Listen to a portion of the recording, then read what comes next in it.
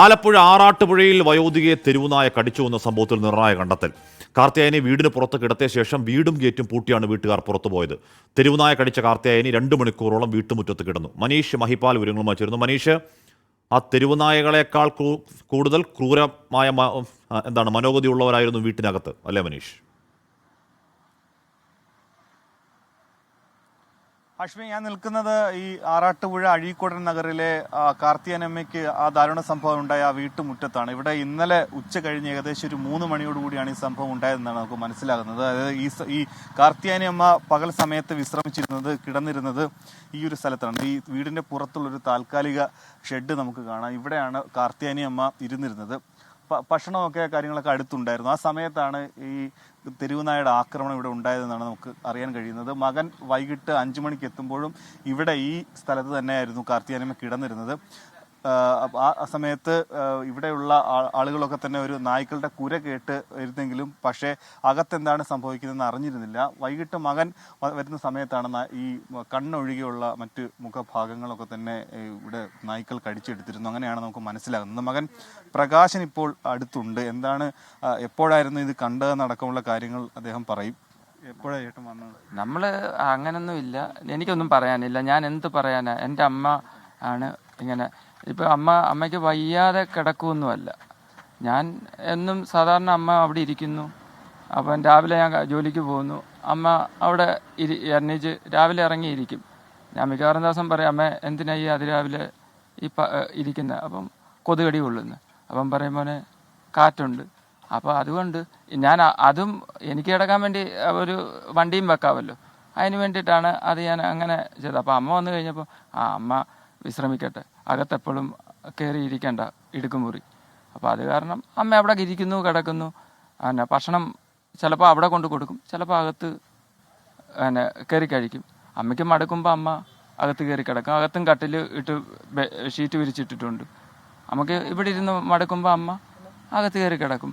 അല്ലാതെ ആ വാതിലിൻ്റെ അവിടെ അമ്മ കസേര ഇരുന്ന് പുറത്തോട്ട് നോക്കിയിരിക്കും. അല്ലാതെ വേറെ അമ്മ കിടപ്പായിട്ടല്ലല്ലോ. അങ്ങനെ പറയാൻ നമുക്ക് പറ്റത്തില്ലല്ലോ.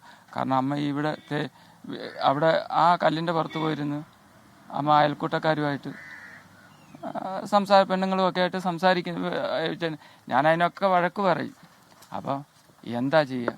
നമ്മളിപ്പോൾ എന്ത് പറയാനാ? ഞാൻ എന്ത് പറയാനാ? സംഭവിച്ചു ഇല്ല. ഞാൻ ഇപ്പോൾ ഇന്നലെ എൻ്റെ മോളെയും കൊണ്ട് ഞാൻ മോളെ വിളിക്കാനായിട്ട് പോയായിരുന്നു.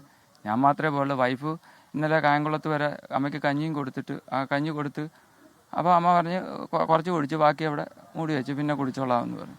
അപ്പോൾ അവൾ വേറെ എങ്ങും പോകാറില്ല. അവൾ ഇവിടെ തന്നെയാണ്. ഞാൻ ജോലിക്ക് പോകുമ്പോഴും ഇവിടെ തന്നെയാണ്.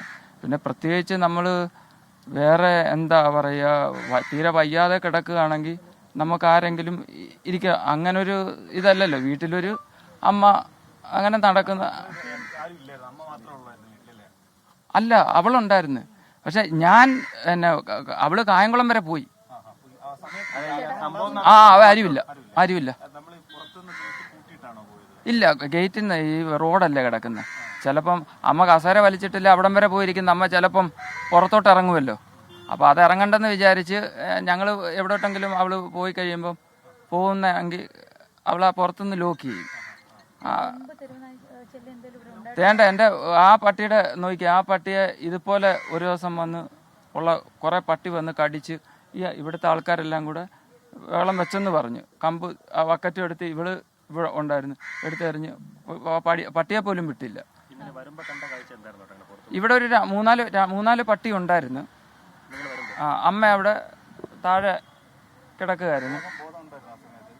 അമ്മയ്ക്ക് എനിക്കൊന്നും പിന്നെ എനിക്ക് നോക്കാനോ ബോധം അങ്ങനൊന്നും എനിക്ക് പറ്റിയില്ല. ഞാൻ ഇത് കണ്ടിട്ട് ഞാൻ വരിയെടുത്ത് ആശുപത്രിയിൽ പോകുമായിരുന്നു.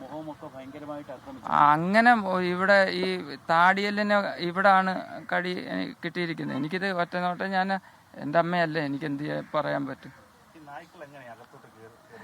നമ്മുടെ വേലി, നമുക്കിപ്പോൾ ഒരു ഫ്രണ്ട് മാത്രമല്ലേ ഉള്ളൂ. അത് സാറേ, അവിടെ വേലിയുടെ സൈഡെല്ലാം സൈഡിൽ കൂടെ ഒക്കെയായി ഇത് കയറുന്നത്. അല്ലാതെ നമ്മളിപ്പോൾ എപ്പോഴും ഈ വേലി കെട്ടിയാലും ഇത് തുളച്ച് കയറി വരും. ആ കയറിത്തെ നമ്മുടെ ഇവിടുത്തെ വീട്ടിലെ പട്ടിയെ ഒരു പ്രാവശ്യം കടിച്ചതാ. അവനെ കടിച്ച് പിന്നെ ഞാൻ പിന്നെ വെറ്റാട്ടിനൊക്കെ വെച്ച് കുറച്ച് ഉണങ്ങിയിരിക്കുക.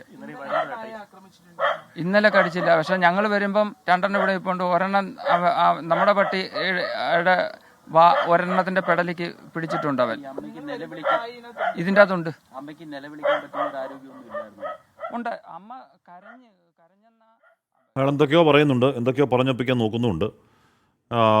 പക്ഷേ ഈ വരുന്ന ആരോപണത്തിന് അയാൾ പറയുന്നൊന്നൊരു മറുപടിയല്ല. വീടും ഗേറ്റൊക്കെ പൂട്ടിയിട്ട് അമ്മയെ പുറത്താക്കി പോവുക എന്നൊക്കെ പറയുന്നത് കെട്ടിയഴിയുള്ള കാര്യമാണോ? എന്തായാലും പോലീസ് അന്വേഷിക്കട്ടെ, എന്താണെന്ന് അന്വേഷിക്കട്ടെ, അയൽക്കാരോടൊക്കെ ചോദിക്കട്ടെ, സംഭവം എന്താണെന്ന് ചോദിക്കട്ടെ. അങ്ങനെ അത് സ്വാഭാവികമല്ലോ. അങ്ങനെ ഒരു പ്രായമുള്ള അമ്മയെ വീടിന് പുറത്തിട്ട് വീടും പൂട്ടി ഗേറ്റും പൂട്ടി പോവോ? അതെന്താ അത്?